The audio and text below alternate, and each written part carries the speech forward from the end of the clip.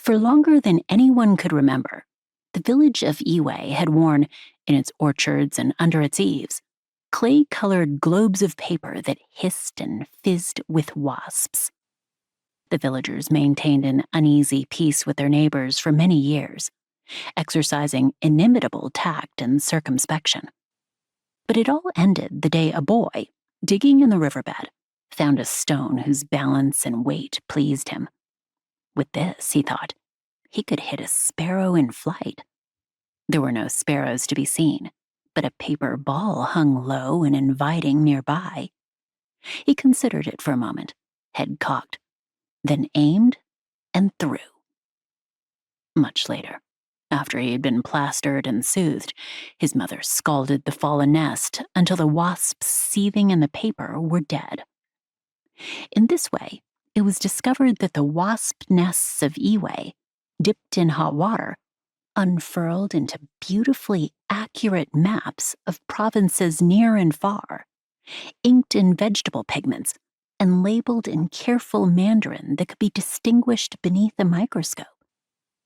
The villagers' subsequent incursions with bee veils and kettles of boiling water soon diminished the prosperous population to a handful.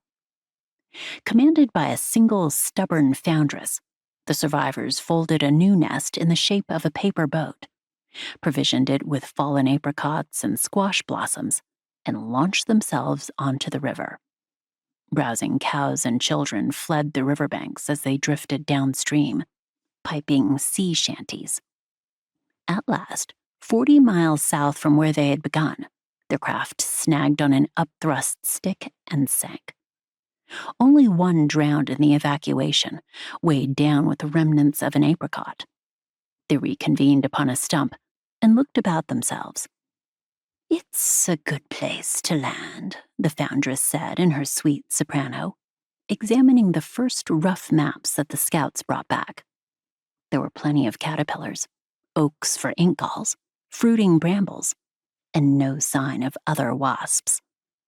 A colony of bees had hived in a split oak 2 miles away. "We will, of course, send a delegation to collect tribute. We will not make the same mistakes as before. Ours is a race of explorers and scientists, cartographers and philosophers, and to rest and grow slothful is to die. Once we are established here, we will expand.